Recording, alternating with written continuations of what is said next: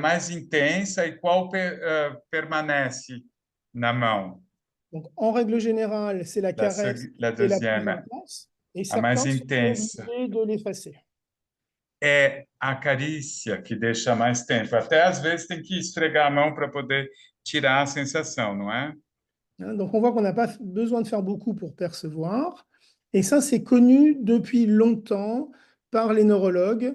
En fait, les réflexes spinaux sont plus facilement excités par la stimulation des organes terminaux, donc les petites fibres, que par les axones. Ou seja, já se sabe há um tempo que os reflexos espinais são bem mais facilmente excitados pela estimulação dos órgãos terminais, as fibras pequenas, do que as fibras nervosas. Alors ça a été confirmé par Sherrington et au niveau de la physiologie. Foi confirmado por Sherrington. Alors, une expérience qui va dans le sens de confirmer, on regarde en IRM fonctionnel ce qui se passe au niveau cortical. Uma experiência que permite confirmar e ver a atividade cortical a nível de exames, On va faire des stimulations au niveau des doigts, des mains. com estímulos a nível dos dedos das mãos. On regarde ce qui se passe donc au niveau cortical. On fait soit des stimulations à type de caresse, A gente faz ou carícias, soit avec une brosse à dents, ou usando uma escova de dente, soit avec des vibrateurs. ou vibradores. Pardon, excusez-moi. Donc, c'est la caresse qui a le Et plus on va d'action. voir que c'est la caresse qui a le plus d'action. A carícia tem a mais ação. Dá para Ok. ver, né? Pela atividade cerebral. Donc, ce qui fait que d'un point de vue pratique, quand vous allez faire vos stimulations épidermiques qui sont très, très subtiles, il doit y avoir une modulation au niveau de la douleur. Então, quando você tem essas práticas terapêuticas sutis, tem que ter uma modulação a nível da dor. Ok. Donc, on va faire un point. Et Então, alors, on va trouver une zone qui est limitée en termes de mobilité. Et, vamos achar uma área limitada em mobilidade, a gente vai fazer um ponto. et on a des points qui commandent des zones. E tem pontos que comandam áreas. Quand on va stimuler le point, par exemple, là, avec mon index au niveau du trochanter, Quando a gente estimula o ponto, por exemplo, aqui com o meu indicador a nível do trochanter, on doit restaurer le mouvement au niveau épidermique et au niveau des plans profonds également. devemos restaurar o movimento a nível epidérmico e a nível de camadas mais profundas também.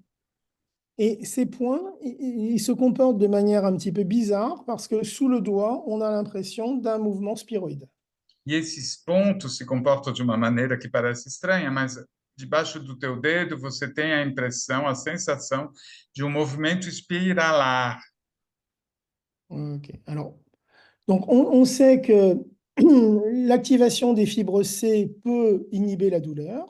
Sabemos que a ativação das fibras C podem inibir a dor, Joue également au niveau neurovégétatif sur des réflexes cardiovasculaires. Hein, vraisemblablement en ter libérant des impacto opioïdes. sobre reflexos cardiovasculares também, Ok. Vraisemblablement en libérant des opioïdes endogènes. liberando opioides endogênicos. Ok. De la même manière, on va pouvoir moduler, on génère de la douleur et on va l'inhiber avec un petit pinceau. Donc, Da mesma forma, pode modular ou inibir dor com pincelzinho. chez les gens sains, on va voir qu'on a des résultats significatifs. Em Hein. pessoas saudáveis, temos resultados significativos.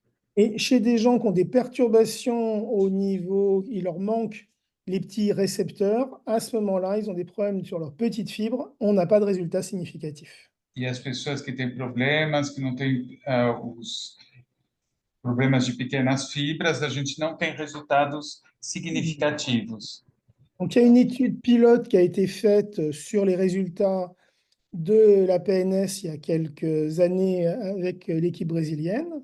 Hein. Tem um estudo piloto que foi feito com resultados com o nosso time brasileiro há alguns anos Alors, sobre a là, si on refait une revue de la littérature assez récente, le toucher agréable et réduction de la douleur, Donc ça, c'est quelque chose qui est acté.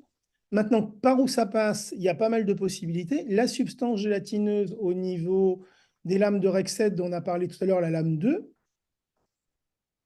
A gente viu, então, esse estudo sobre toque agradável e redução da dor.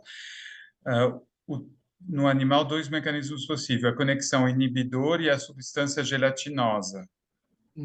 Il peut y avoir une libération d'ocytocine. Donc ça, c'est ce Pode qu'on... haver uma liberação de ocitocina. Et chez l'homme, ça pourrait être une augmentation de l'activité parasympathique. No homem, pode ser aumento da atividade parasimpática. La stimulation des opioïdes endogènes.